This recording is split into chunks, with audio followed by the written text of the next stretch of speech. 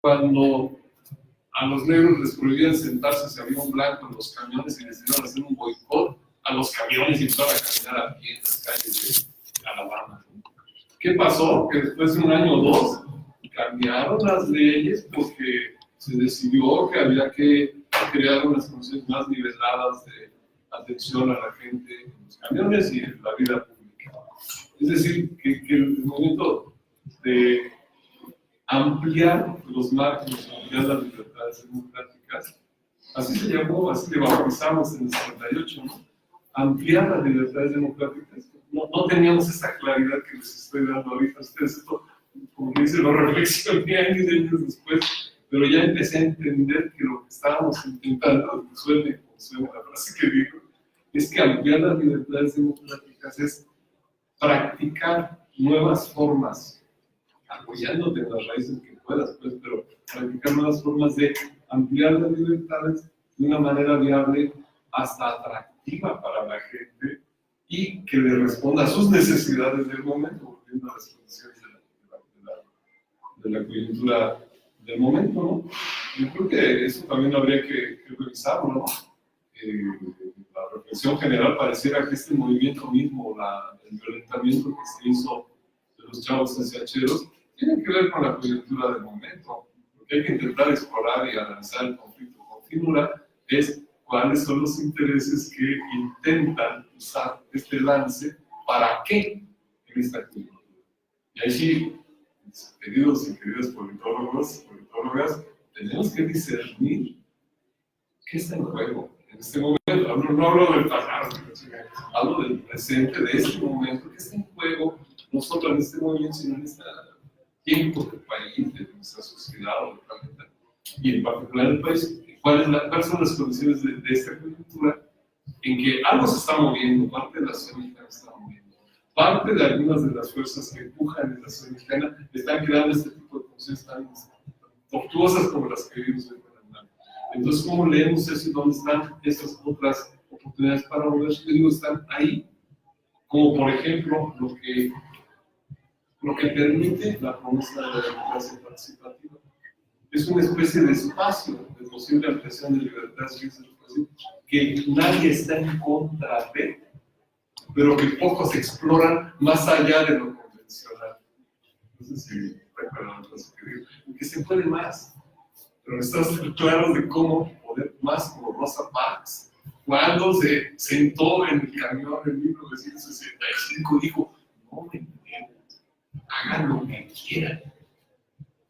Y es la muchacha negra esta que, digo, se había entrenado, tenía una maestra padrísima de movimientos de avance de la gente económica de Estados Unidos, ya iba trabajando 10, 20 años en esto, de ampliar las condiciones de ejercicio de libertades democráticas, echándole un montón. Sí, no sé si es obvio lo que digo. Se puede avanzar, pero hay que trabajar. Sí. Sí. Perdón, Miguel. Ustedes, no, es que habló Martín y luego pasó, y luego iba él, que de ahí luego iba. No sé si sabía. Ustedes digan. Ok, ¿Quién? Bueno, tengo un montón de cosas que decirles. De hecho, yo estoy estudiando el autogobierno de arquitectura, estoy haciendo mi tesis casi a cabo. Y de hecho, me parece una experiencia, la estudié particularmente porque también hicimos política aquí adentro, ¿no? Y nos dimos cuenta de muchos vacíos que teníamos estudiantiles, y también vacíos del aspecto de nuestra disciplina, que es la sociología, ¿no? Que pues no conocíamos la realidad. Aún ahora nos damos cuenta que no la conocemos, ¿no?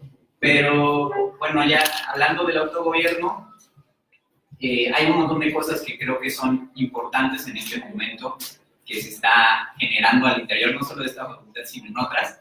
Y en particular me gustaría recalcar como unos puntos que ya mencionaron algunos.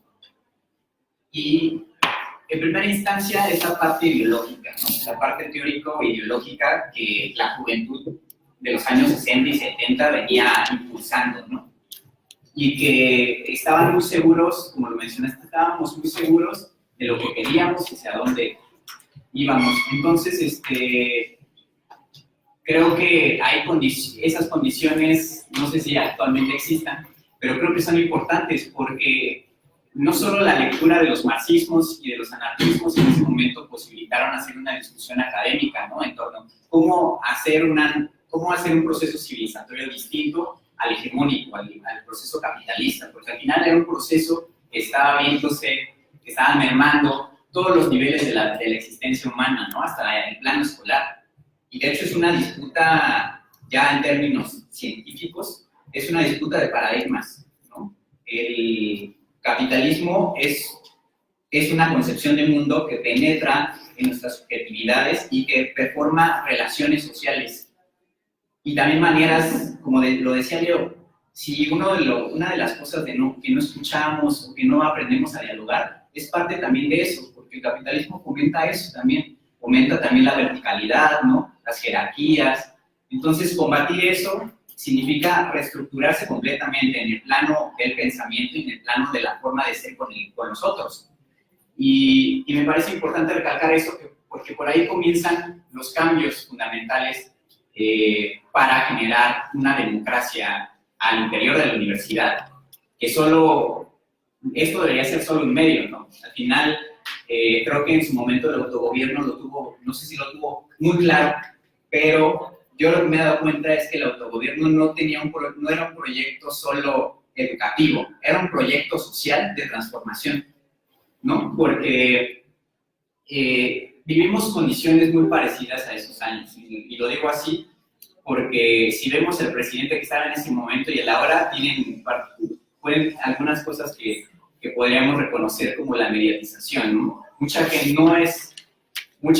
aún cree que Andrés Manuel va a resolver todo, ¿no? Bueno, todavía no toma posesión, pero cuando tome posesión, la gente va a pedirle cosas, ¿no? Pero no a construirlas. Necesitamos transformar ese paradigma de pedir, de la dependencia cognitiva, a construir elementos, ¿no? Y construyéndolos se hace discutiendo y se hace también desgastándose, porque la política es eso, es desgaste, pero también es haciéndolo académicamente, ¿no? Porque al final, recordemos en dónde estamos en una universidad de carácter público, entonces tenemos que perfilar una transformación educativa que tiene que ver desde los métodos pedagógicos hasta los contenidos de los planes y programas de estudio, y también vincular la extensión universitaria, que es fundamental. Al menos en las ciencias sociales podemos hablar de lo que ya han hecho otras experiencias, como la investigación-acción participativa o investigación-acción transformadora, ¿no? Que pueden ser elementos o paradigmas que nos posibiliten transformar al menos la realidad de esta especificidad que se llama políticas, ¿no? Y por otro lado también hay otra experiencia, bueno, ya saliendo un poco del autogobierno, también hubo una experiencia en aquellos años, bueno, sería como nada más una pregunta, una experiencia en esos años en políticas. Tengo entendido que era la comisión mixta, o se estaba discutiendo algo sobre eso. No sé si era un tipo de cogobierno en esa época, y lo digo porque en el órgano informativo del autogobierno, que se llamaba el BASTA, hay una parte que mencionan tanto el proyecto A36 de medicina como el cogobierno de economía, y mencionan como las experiencias organizativas en ese entonces, y hablan que en políticas se estaba realizando una comisión mixta. Entonces no sé si era un tipo de cogobierno, porque sería interesante también buscar a alguna persona que estuvo en esa época aquí para ver qué experiencia y qué elementos se estaban discutiendo en ese momento en esta facultad. Y por eso termino. Sergio Cermello, Romeo González Medrano, para buscarlos en dialogar con ellos.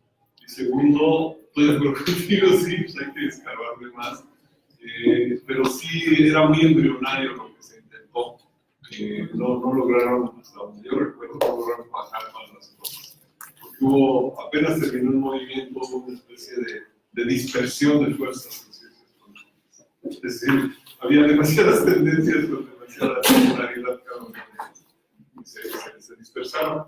En cambio, la arquitectura, por X o por Y, se logró con ese proyecto de revolución académica fraguar ese como consenso básico que se articuló en esos 6 principios y que le dio un sentido muy práctico a nuestra propia esquizofrenia como personas que nos formábamos muy mal, que sentíamos esa relación tan enajenada, y con esa sensación tan motivada de ganar. Pero, ¿quién seguir? Voy a ver. Sí, ahí están las personas, Sí. concretas. Sí, me llamó mucho la atención cuando dijiste que también en la experiencia de autogobierno iba de la mano con mejorar la parte académica, porque creo que eso es algo que nos conviene mucho ahorita meter en el discurso, porque a lo mejor a mucha gente no le va a traer si hablamos de autogobierno, pero sí si hablamos de cómo el autogobierno va a mejorar su rendimiento académico, porque sí creo que eso es algo que está muy latente, ¿no? Que muchas personas a lo mejor no se reconocen como muy radicales políticamente, pero sí están reconociendo que hay una distancia en esa realidad que quieren incidir y que a lo mejor no quieren incidir para transformarla radicalmente, pero que quieren incidir en ella, ¿no? Ya sea, no sé, para hacer estudios de mercado, lo que quieran hacer, aunque sea muy liberal, está esa distancia que saben que aquí no están las herramientas tal cuales para hacerlo. Entonces creo que ahí lo podríamos recuperar mucho para pensar en cómo, yo creo que ahí es donde estamos fallando mucho, desde muchos lados, ¿no? Pensar en cómo nos acercamos a la gente y cómo hacemos los discursos más pedagógicos también, ¿no? Eso lo retomo mucho. Totalmente de acuerdo, y si subrayo, entre 66 y 68 no teníamos inquietudes de tipo político más ambicioso que trabajar sobre nuestra propia currícula, sobre todo en aquellos problemas mayores y evidentes que nos hacían la vida de cuadritos como estudiantes y aún como profesores. Si logras unificar esas dos malestares, es decir, en el segmento del profesorado que quiere dialogar de que esto está mal y que sería bueno cambiarlo. Incluso a nivel hay otra demanda muy interesante que sí se ha manifestado en el pliego de ahora, y es la situación de chinches que tenemos los profesores que somos solo de asignatura. Ha ido como degradándose la condición de atención que tienen los profesores en ese tipo de nivel, y son las 4 o 5 o 6 partes del profesorado de la UNAM. Eso es una condición cuasi explosiva. Más esa, pero ligada a la académica, por supuesto.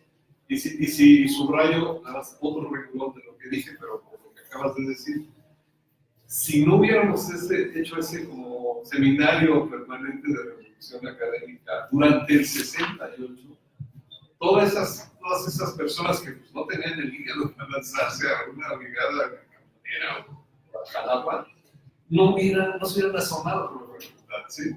Así de sencillo y humilde. Cada quien lo que pueda aportar, ¿no? Así que volvamos al principio de cada quien según sus posibilidades y de su nivel de expectativas y de experiencia. Bienvenido, órale, entre también, pero tenemos que abrir el espacio para que eso también sea un tema del movimiento, y no sea solo cambiar el artículo 3 del movimiento. Sí, totalmente de acuerdo. Y también otra cosa que me llama la atención es que también creo que una falla que hemos tenido es pensar el autogobierno desde la facultad a nivel universidad, ¿no? Como que la asamblea está planeando, no, pues para hacer el autogobierno tenemos que terminar con el tribunal universitario, con la junta de gobierno, disolver los consejos técnicos y universitarios. Si lo pensamos así, pues nunca va a pasar. Porque sí, o sea, nadie nunca nos va a apoyar para disolver todos esos órganos, pero no quiere decir que no se puede empezar a más nivel local y particular, pensándolo también por carrera y luego a nivel facultad, hacer estos ejercicios de prácticas democráticas. Déjame ponerlo en una frase que creo que, como se dice ahora, puede ser políticamente correcta para este tiempo. Creo que nuestro señor rector actualmente puede ser muy ayudado con movimientos entusiastas que contribuyan a enriquecer, actualidad y transformar a la universidad de manera proactiva, progresiva y para poner en ese tiempo. ¿Ya? ¿Quién ayuda? Bueno, yo soy de agricultura, soy de la venta de la cuna del autogobierno, estoy en el taller 1. Un poco, ¿no? Retomando esta opinión de lo comentado, es interesante saber cómo el autogobierno fomentó en los estudiantes esa hambre, ¿no? de formarse no solo en las aulas, sino de salir más allá, ¿no? hacia la sociedad.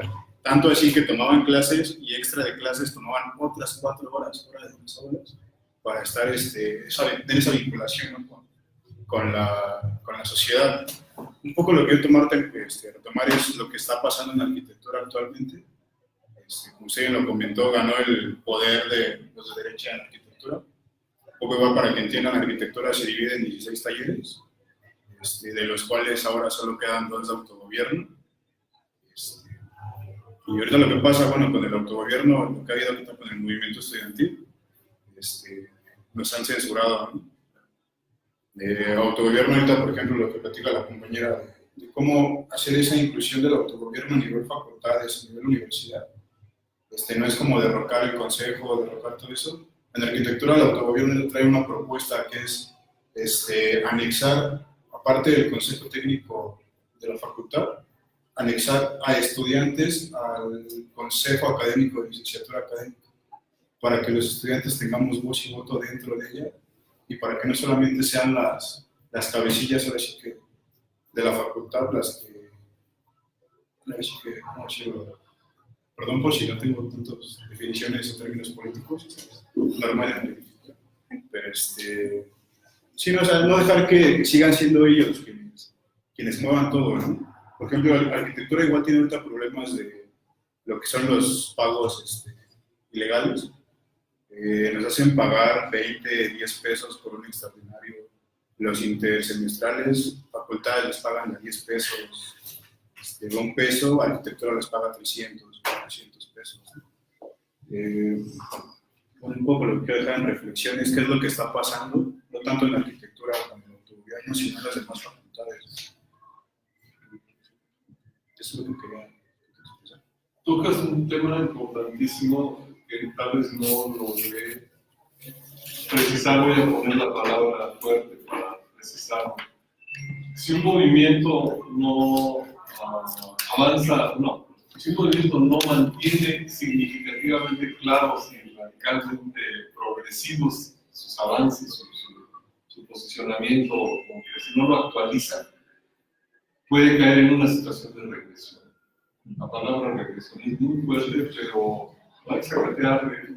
Es decir, si no vamos para adelante, vamos para atrás. No hay aquí, ya llegamos a un nivel de confort, ya le decimos en la vida. Wow. Si creen eso, vamos a ver. Así de sencillo. Entonces, lo que estás diciendo es, sí, yo traté de decirlo, algo del espíritu del autogobierno hay incluido a la facultad, pero tienes razón en eso. Tengo cierta idea, conozco a los compañeros del 1 y del 3, por supuesto. Yo me formé en el 3, parte del 3. Como dices, sí, ahí sigue habiendo un espíritu muy fuerte, autogobernista, pero de todos modos están pasando cosas muy duras. ¿Por qué? Por eso, si no se logra mantener bien defendida la trinchera avanzada, el movimiento va para atrás y la tiene que perder. Saber que la está perdiendo. A veces nos cuesta mucho trabajo, o sea, en la historia en general, pero, sí, el movimiento ya logró tal triunfo. Y mañana, y pasado mañana, ya sostenemos lo que logramos. Si no lo sostenemos, lo vamos perdiendo. Y el ratito, ¿qué pasó con eso? Digo, pues, no supiste defender. Entonces, en ese sentido, yo creo que es muy importante la dinamicidad o la capacidad de flexibilidad y transformabilidad que tiene la realidad del mundo institucional. Veanlo en los dos sentidos, es fascinantemente flexible si las fuerzas vivas se mueven. Hiciste en el capítulo de Rosa Parks. La midieron los compas allá en Estados Unidos y cuando dijeron ya hasta el gorro, se lanzaron y crearon un efecto literalmente bastante significativo que impulsó cambios muy fuertes. Han logrado tal efecto que el concepto de democracia participativa que se acumuló ahí, luego fue influenciando, se convirtió en metodologías como la de investigación, acción, ha ido por muchos lados y se está usando en muchas partes del mundo. Se trata, dice Nama, de democratizar la democracia. Nació ahí de ese tipo de prácticas así muy consistentes, pero si no se mantienen y siguen creciendo, pues está difícil que se pueda lograr. Entonces, en ese sentido, yo creo que la arquitectura acá, regresando muy a lo práctico que tú decías, pero bueno, igual a la facultad ahorita parece que no hay condiciones para algo así en la facultad de arquitectura, a diferencia de otras, como filosofía o como aquí, otras más que tienen una especie de inquietud mucho mayor en sus habilidades, etc. La arquitectura no está en ese tipo de circunstancias.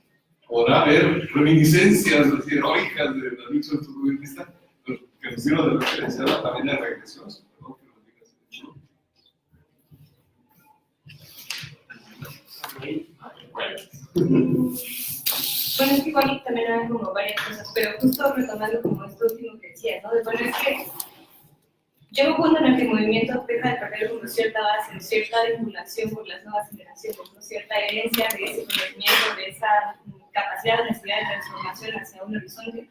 Y bueno, ahora nos tenemos ahora como una nueva generación que de alguna forma carece de cierta vinculación histórica o de cierta experiencia con lo más inmediato, ¿no? A veces como que el vínculo más cercano es como la gloriosa huelga del 99, entonces siempre hay como cierta mitificación a los movimientos, y yo creo que eso también debería ser como un error o ponerlo como a consideración, de que ningún movimiento debería ser como verificado a un estatus de pues fue grandioso todo, ¿no? Siempre hay como un montón de contradicciones que hay que tomar como a consideración y que no deberíamos pensarlos como una copia y calca, de tratar de ubicarlos como crear una receta de cocina, ¿no? Yo creo que esas experiencias sirven para reflexionar justo en el presente de qué es lo que podemos hacer, ¿no? Porque la universidad en general tiene como muchas carencias, han estado acumulando como muchas cosas de muchos sectores, ¿no? Los profesores tienen sus propios padecimientos, ¿no? Las supervaloraciones de los profesores de asignatura, los profesores de las apuntías, las no remuneradas, ¿no? Eso que decía el compañero, bueno, es que a veces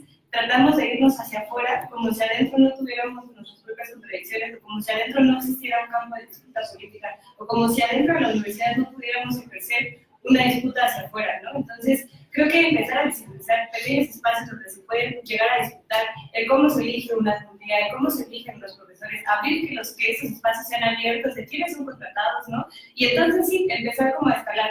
Pero esta parte de pensar que, por ejemplo, el autogobierno se puede poner en un pliego petitorio, o que se puede pedir a las autoridades que por favor no nos dejen hacerlo, es como un poco contradictorio, ¿no? Entonces, yo creo que lo que decían todos me parece como, pues para decirlo en esos términos de que, bueno, pensando un poco en la experiencia del autogobierno en CCH Oriente, propiamente se integran al Consejo Técnico, ¿no? No es como abolir como al Consejo Técnico, sino decir, pues vamos todos, ¿no? Y así es la paridad y les damos tantos lugares, pero se genera a partir de cierta fuerza política. Yo creo que es difícil construir en el momento en el que nos encontramos, digo, los compañeros vienen de una experiencia del 68, de mucha priorización, de mucha actividad política, de mucha concientización, que se logra concretizar como en ciertos mecanismos de autogobierno, autogestión y de todos los derivados en muchas escuelas, que ahora es un poco complicado, que tenemos como varias experiencias, ¿no? Está el 132, Ayotzinapa, pero siempre se difumina, porque justo no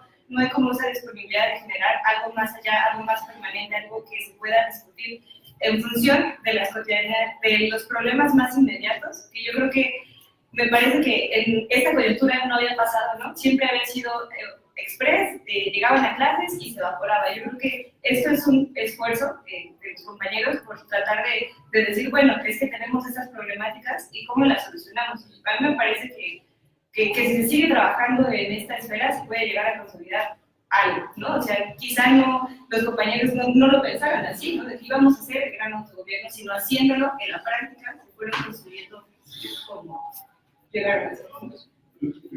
Me encanta eso que dices, y qué bueno, y yo creo que esta charla que tenemos aquí es parte de este nuevo espíritu de esto. Pero déjame contarles una anécdota que me desconcertó en aquel tiempo. Digamos que pues, yo estaba chavo, tenía 22 años en el 68, pero en ese momento intentamos algo parecido a esto con gente que había vivido el movimiento del 78. Y no eran personajes que habían protagonizado algo. Y a la hora de recibir la ayuda, no sé qué onda, no pudieron decirles algo. Porque habían sido movimientos muy reactivos. Hablo de los, por lo menos del movimiento de los maestros, de algunos de los que han participado en el movimiento del con los ferrocarrileros, muchos todavía seguían en la casa. Es decir, era un desastre lo que había ocurrido con la revolución. Pero con los que pude platicar, no eran personas que pensaban, no eran nomás así una activista que había dado por la no. Pero no tenían un aporte específico que poder como dar a la siguiente la siguiente jornada, ¿no? Entonces yo digo que ahorita en efecto hay como más riqueza, se puede dialogar con más participantes, más procesos, hay como más ideas con las que cargar lo que acabas de describir, que es una coyuntura nueva en ese sentido de las oportunidades de este tiempo y que se pueden aprovechar algunas de ellas de manera muy constructiva. Por supuesto, los factores en contra, los factores de afectación, de dificultad que tiene toda persona que ahorita tenga alrededor de 30 años en este país están en calmas. ¿No? Híjole, yo nomás veo la middle camp, no era tan así cuando estábamos en esa edad, ¿no? Era como más lleno de oportunidades del tiempo, el país, las cosas. Está muy difícil ahorita. Bueno, o sea, más dificultad, más reto y más reto, más difícil. Qué bueno que lo dices, estoy totalmente de acuerdo. Hay que profundizar de qué lecciones sacamos, y no solo así como gloriosas o festivas, sino críticas. Híjole, que sea un gramo de materia aún que rescatar de esta experiencia. Incluso regresando un poquito, perdón, esto que mencionabas, que me parece que el movimiento estudiantil difícilmente se cuestiona, ¿no? De, bueno, ¿qué lugar está ocupando en esta coyuntura? O sea, preguntarse qué fuerzas están moviendo actualmente y entonces en nosotros, ¿en qué jugamos o por qué de alguna forma implicamos un costo político, ¿no? Yo creo que difícilmente o ahora se cuestiona, o sea, ¿cómo nos vinculamos a esta coyuntura? ¿Quién se está moviendo? ¿Por qué? ¿No? O sea, los porros, ¿quién los mueve? ¿No? O sea, no sé, creo que hay como bastante poca claridad de lo que está pasando. Paradójicamente, hay que atrevernos a formular por lo menos hipótesis. Esa es nuestra tarea, si decimos que estamos en un espacio de reflexión crítica y de trabajo. No hay que sacatearle a decir hipótesis. No es tan difícil de decir o estamos. Sí. Pues, ustedes vean. Bueno, creo que ya en esto de rescatar aportes concretos de la experiencia del autogobierno, creo que lo más importante, o al menos en mi lectura, es este ejercicio de autocrítica, ya con lo último que están diciendo todos, una autocrítica constante y esto de que no nos ubicamos en un espacio de la realidad social como el movimiento estudiantil, es porque no tenemos ese ejercicio de autocrítica y hemos perdido una conciencia histórica y la izquierda, en general, los movimientos de izquierda mayormente, tienden a mitificar las experiencias pasadas, ¿no? Entonces, la huelga del 99 y, por ejemplo, la revolución cubana y la revolución sandinista son grandes mitos del siglo XX también, ¿no? Porque una revolución triunfante no crea una comisión de la verdad para castigar a sus propios guerrilleros que hicieron crímenes, ¿no? Entonces, creo que ahora, en este espacio como ya que estamos rescatando, hay que fomentar más la autocrítica individual y hacia el movimiento, ¿no? Ponernos en una postura, porque somos muy buenos desde la izquierda construyendo crítica, pero no estamos construyendo autocrítica desde hace siglos, ¿no? Los últimos que lo hicieron bien fueron la CENTE y la FAI, como dice el compañero, y de donde ellos retoman mucho, y esto de la asamblea, que las asambleas son resolutivas y no son de discusión. Toda esa es experiencia que ya se vivió y que no tenemos presente por eso.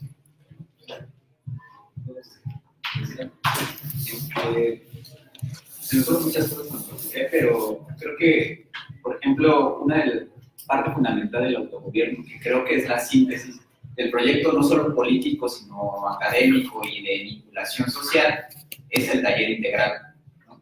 Porque, bueno, no sé si alguno de ustedes dos quiere hablar más en profundidad, porque deben saber más de eso, pero yo lo pensaba en términos de lo que estamos viendo en nuestra facultad, ¿no? De que hay una desvinculación entre materias, ya en términos de la currícula, entre la parte teórica y la parte práctica están así, ¿no? Separadas, y en esta facultad está dividida un plan de estudios en tres partes, ¿no? La parte teórica, integral, que diga, parte teórica, metodológica y instrumental, ¿no? Entonces, estas tres partes se ven como materias y asignaturas donde vas y te dan cierto contenido y tú tienes que generar esa vinculación entre esos contenidos, ¿no? Y la verdad es que nadie lo puede hacer, o sea, es imposible bueno, no es imposible, pero es un poco complicado para alguien que viene de una desigualdad social muy fuerte, porque al final no es una desigualdad educativa. Aquí nos dicen que son desigualdades educativas, pero son desigualdades sociales, porque se tienen arraigadas de más atrás. Y es muy complicado unir esos estancos y esos pedazos, ¿no? Entonces, el autogobierno, como propuesta para vincular esas tres áreas, bueno, al menos aquí, pasándolo aquí, hicieron una asignatura que llamaron taller integral, ¿no? Donde se vinculaban, al menos viéndolo de esta perspectiva, esas tres áreas era un grupo, bueno, esto ya lo comentarán con más claridad, era un grupo amplio donde, pues justo como indicaban, no hay profesor, o sea, la figura de la autoridad es como que se la quitan y hay asesores, ¿no?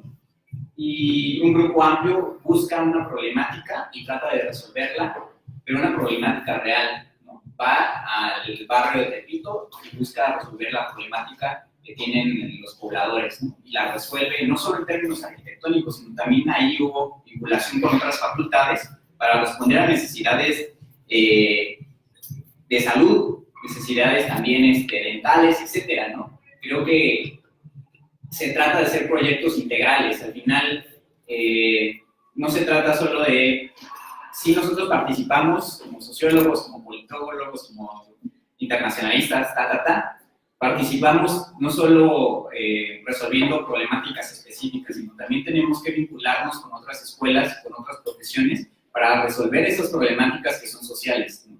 Que no solo son educativas. Y pues, eso por un lado.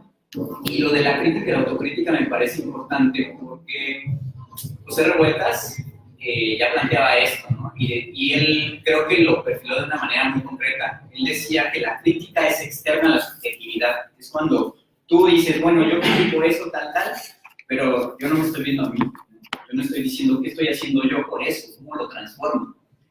Y eso es parte del paradigma, ya en cuestión del paradigma, eso es parte del paradigma positivista, que está arraigado en esta facultad, y yo creo que en un montón de tienen diferentes nombres de paradigma positivista, pero en muchas escuelas están, como decir, bueno, vamos desde lejos, pues vamos a criticar la realidad y vamos a dar propuestas desde lejos, pero nunca nos acercamos a ver las problemáticas, no las conocemos, etcétera, ¿no?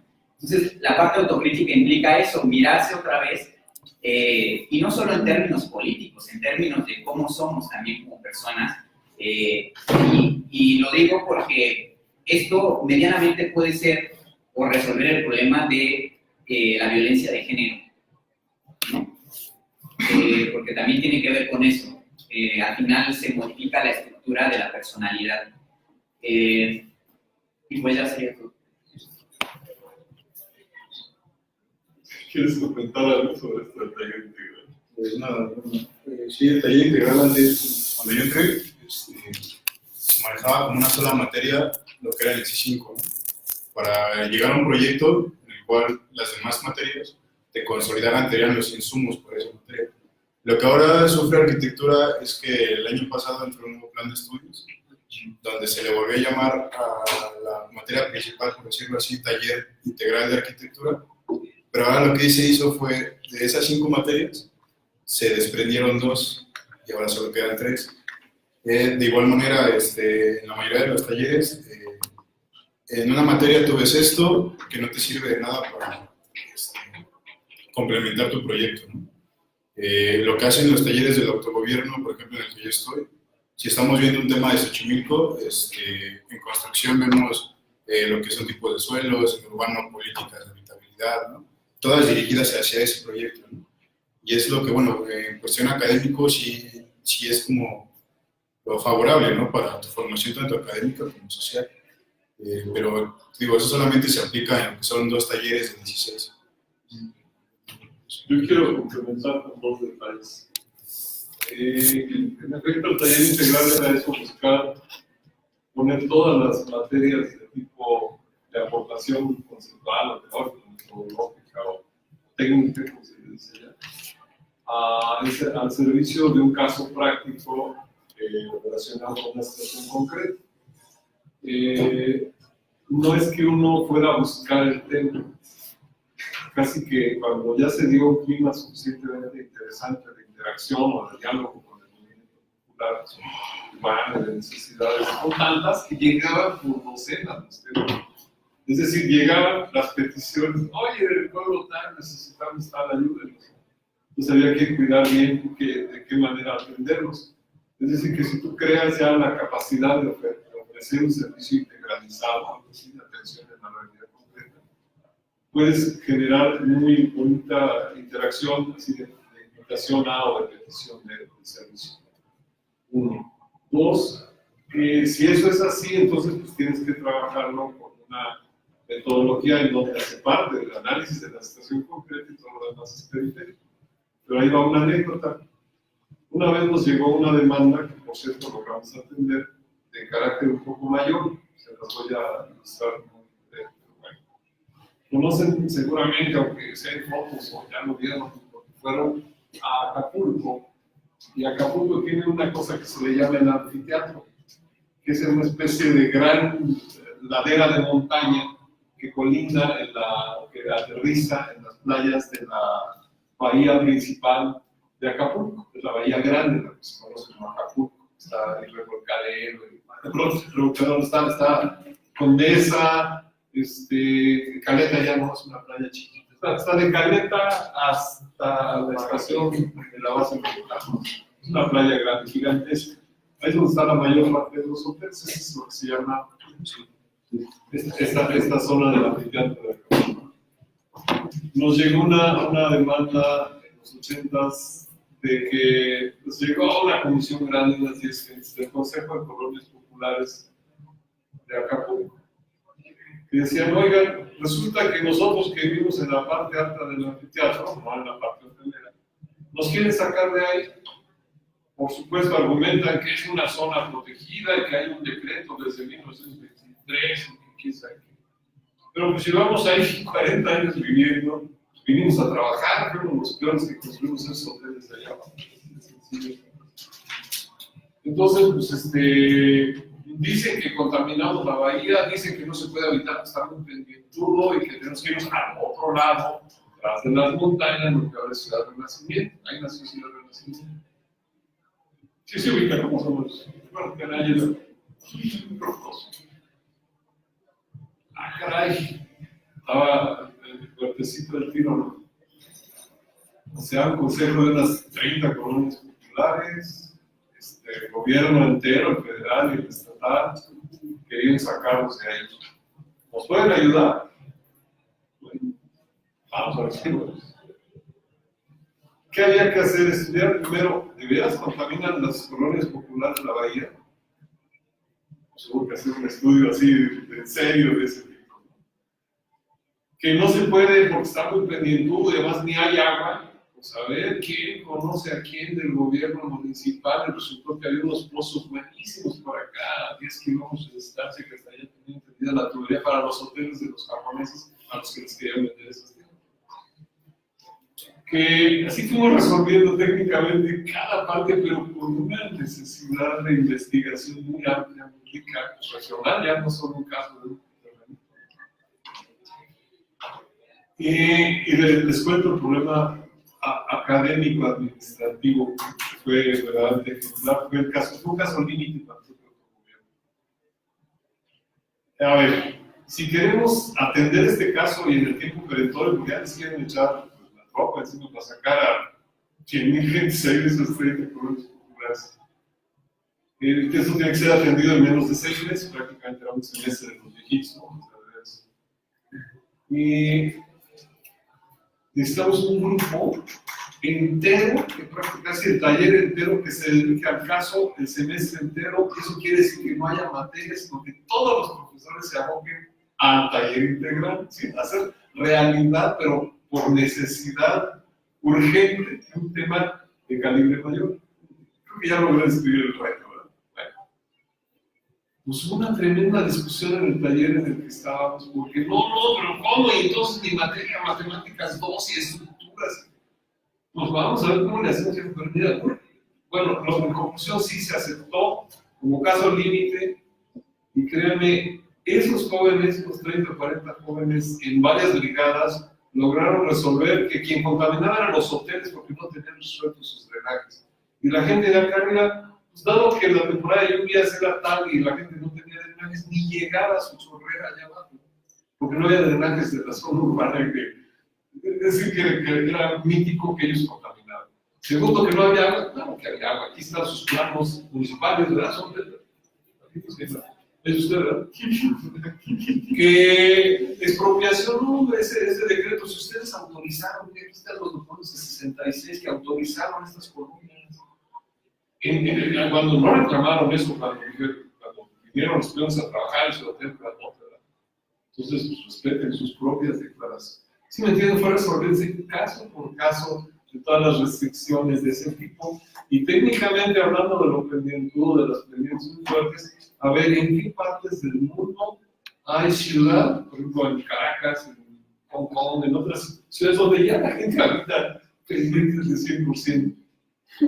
10 casos de tal, pues claro, vamos a ver con callecitas que hacen así, con drenajes que cascadean bonito, con... ¿Sí me entiende? Claro que técnicamente se puede resolver. O sea, el argumento de que no se puede habitar, claro que se puede habitar si se aplica el gobierno municipal y hace servicios dignos.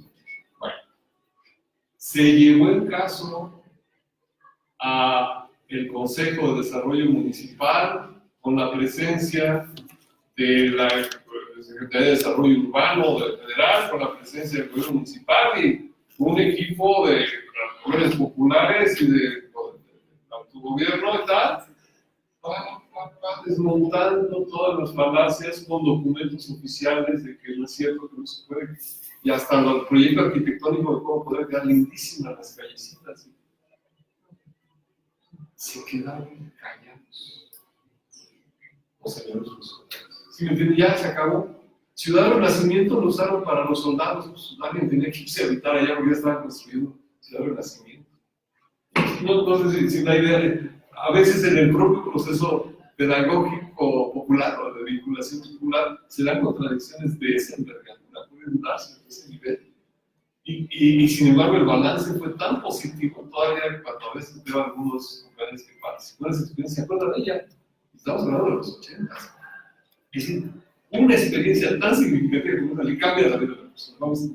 Aprendieron a hacer arquitectura de alegreras en situaciones difíciles y hasta en términos de impacto social, cuando ya el gobierno mismo de la Ciudad de México y de otras partes del gobierno federal entendieron esto y empezaron a preferir a los compañeros autogobiernistas surgidos como profesionales de esto. ¿Por qué? Pues porque eran como los discos esos de acetato viejitos que eran compatibles con pues, trabajo social rudo en condiciones difíciles y trabajo institucional de escritorio, de acetatos. ¿Sí me entienden? Tenían una doble formación de vinculación con realidad y con diálogo con vecinos o esposos que se enojan, y formación formal, técnica de resolver problemas muy calcular bien de estructura.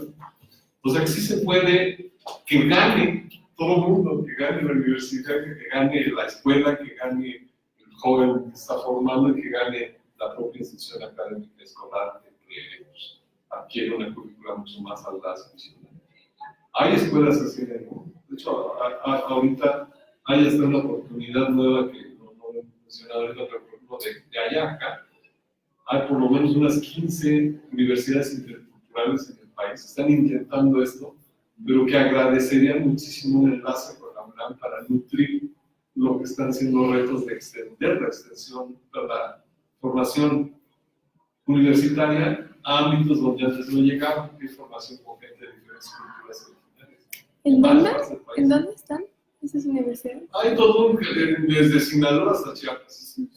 La de Chiapas es la CIDES y hay un oficial del gobierno y la radical, los zapatistas, hay dos. Y en otros estados, en todas hay, prácticamente todos los estados allá donde hay presencia indígena, hay universidades interculturales. Hay una lista por ahí que es decir, busca universidades interculturales en México, las puedes googlear. Por lo que quiero decir, es una oportunidad más de vínculo. Muchas gracias a los compañeros que usaron el espacio y gracias a Alfonso por venir. Les agradezco y les dejo otro regalito, pero que no puede ser muchos porque son ejemplares. Una reflexión sobre el 68 hechas